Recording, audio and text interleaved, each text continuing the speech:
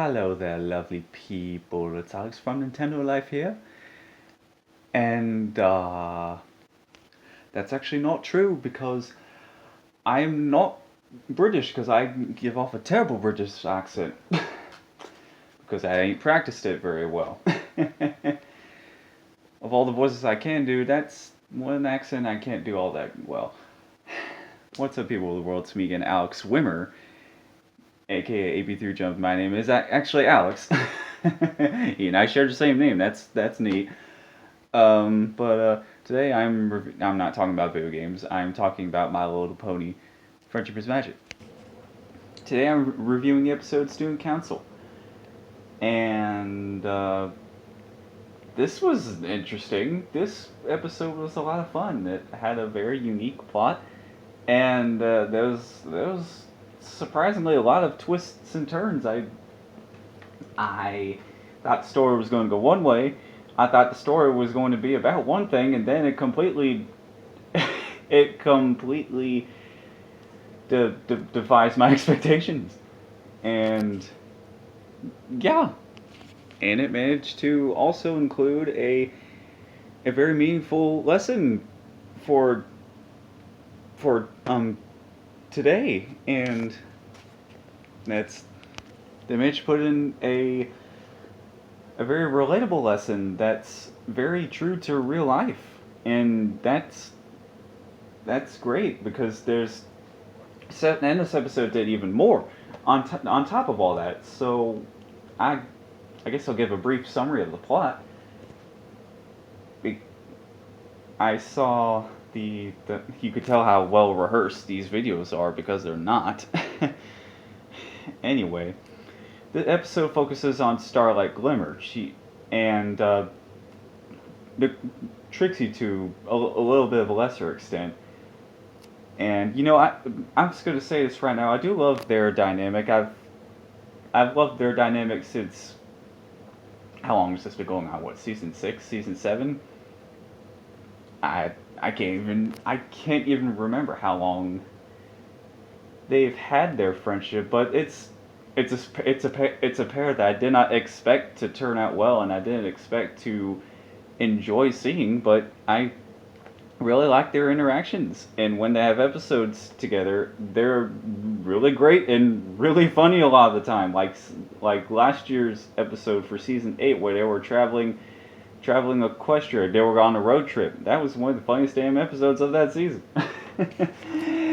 And that's what I love about these two because they're incredibly funny. And they have great character interactions for that main reason. It's more to it than that, but that's one of the things I love about their character interactions is how funny they are. And this episode as a whole was nothing short of funny. It was one of the funniest episodes this season because it actually had a lot of different characters, and the characters it did include, they all fit the story. There were still about 6 characters, and like Frenemies, this didn't have any of the main 6 at all, or Spike. And it managed to have the characters that it had be able to carry the episode and carry it very well.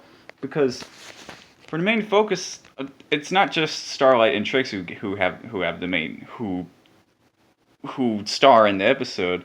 There's also Sunburst, and there's also Maud Pie and her boyfriend Mudbriar, whom when Mudbriar was introduced last season in the Mod couple, I didn't really like him at first. He was kind of annoying, but in this episode, he's it seems that he's sort of learned from his he's sort of learning from his mistakes of correcting people and being technical all the time, and he's a lot more enjoyable for me in this episode. And then last but not least, we have whoa. Okay, Jeremy Goldblum right there. We have Silverstream's brother into the mix too. His name is Terramar. I couldn't even remember his damn name.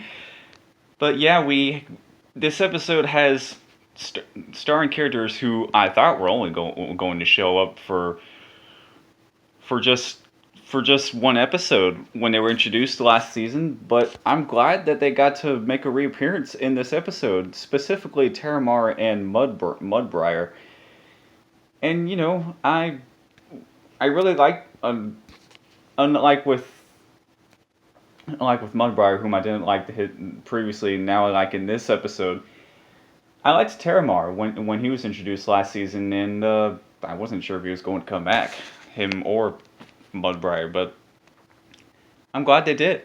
And because, like I said, there's a lot of twists and turns with this episode. The first thing is Starlight becomes too busy to spend time with her friend Trixie because she's always available as a student, as the school guidance counselor, and she's very devoted to that. And she's always willing to help any of her students with no matter how big or small a problem may be, especially with Silverstream, because throughout the episode you sort of see how mundane her problems can get, and but she's willing to help regardless. And there's a very interesting part with Acellus having identity issues, which that'd be a good episode idea in and of itself. I agree with Dr. Wolf, because I didn't come to think about that, because for a final episode, since this is the final season, perhaps that's what Acellus's final episode could be about this season. If there were to be an episode starring her, which I'm sure there will be this season, that could be what her episode. I can't even talk tonight. What? That could be the premise of her episode. So yeah, and there's also another funny interaction with Smolder and Gallus, because I wanted to see that a little bit more fleshed out because of how enjoyable of an idea that would be. But Smolder, I think what she did was she burnt up Gallus's notebook or something like that, and at the end she just smirks. that's just too good. And so yeah, fast forward a little bit.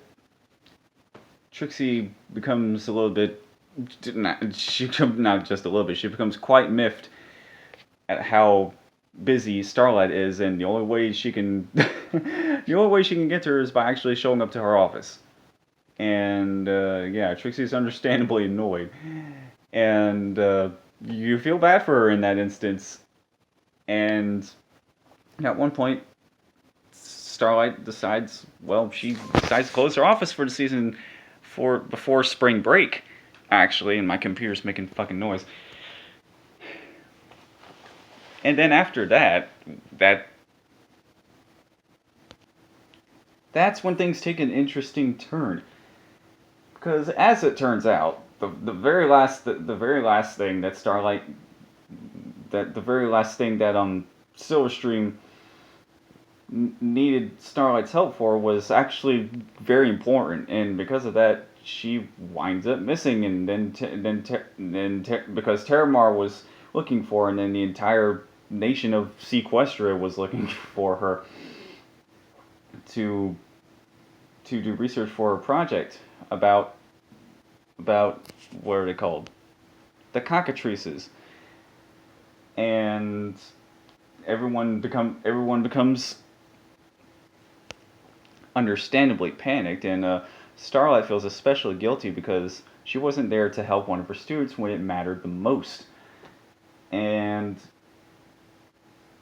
later on, Trixie admits, without any influence from anyone else, by the way, unlike in the past, she admits she sort of might have definitely influenced Starlight to make that decision, because that's a very good life lesson, which I'll touch on. I'll just touch on it right now. It's very important to try to balance your life out like that. When it comes to Starlight's instance, she was having trouble balancing her school life and her social life with. She's trying to balance her friendship with Trixie and balance her duties as being a school guidance counselor, and that was very tricky. That, like I said earlier in the video, that holds very true to real life, and can be very hard to balance stuff like that, and it is very hard to time. It is very hard to time manage anything. Take it from me. It took me all my life to learn time management. Not until after college, but I finally learned how to do that more efficiently, and it's not easy. And that's another very good lesson that adults can resonate with, especially. Now, I know this might be a little bit biased, but I love when there are lessons that care more to the adult world, like this. And I don't know, I sort of appreciate them more that way. I appreciate that the MLP staff has made more lessons that cater to adult audiences like that, and cater to, you know, adult problems like that. So it's very good when the show addresses lessons like that. Now onto the plot. For like the third act of the episode, everyone's looking for Silverstream, and they stumble upon a whole flock of cockatrices. And yeah, that's pretty. I keep saying "and yeah" a lot throughout the whole video, but that winds up being very dangerous because, as you know, cockatrices are capable of turning any creature into stone, and they wind up turning Mudbriar into stone. And there's another twist. Not only does the gang figure out where Silverstream is, they're actually at the what I guess is now called the Tree House of Harmony, and they find her there. And turns out Silverstream was actually able to tame a cockatrice, because that can be done apparently. And that right there is actually how Starlight was able to finish her report for spring break, before spring break, and that I completely did not see coming. I didn't know, after all, for so many years, you would think that these creatures were always hostile, but no, they can actually be tamed, and they can actually be down to earth creatures once you get to know them, according to Silverstream. And who would have thunk it, you know? I didn't. And at this may or may not be the final appearance of cockatrices. I don't know.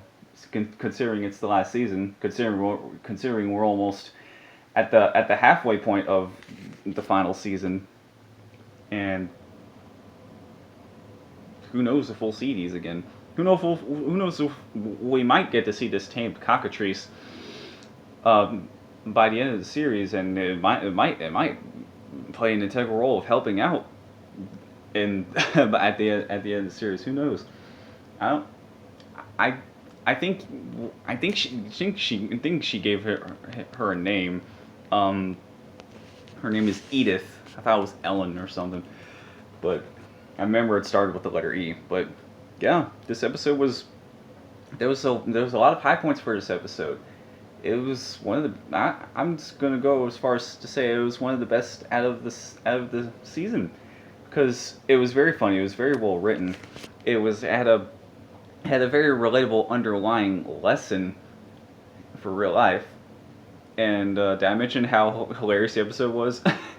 Especially with Maud's remarks on how on how she's swooning over her boyfriend in his stone state. That was just really great. It feels like the MLP staff is going all out with the final season. I mean, they have to. It's the final season when it comes to the not just with the story, but with the dialogue too, and everything in between. So, yeah, great story, great, great characters, great dialogue, great underlying lesson, and a lot of twists and turns throughout the whole thing. And it didn't start a single episode of the it I can't even talk right straight right now. It didn't have a single member of the main six at all, or Spike. And if you managed to have a great episode and not include them, then you did a hell of a good job of making an episode, I'll say. So yeah, really good episode, great episode if I may. And yeah, if you liked it, then don't forget to subscribe and let me know what you thought of the episode in the comments below.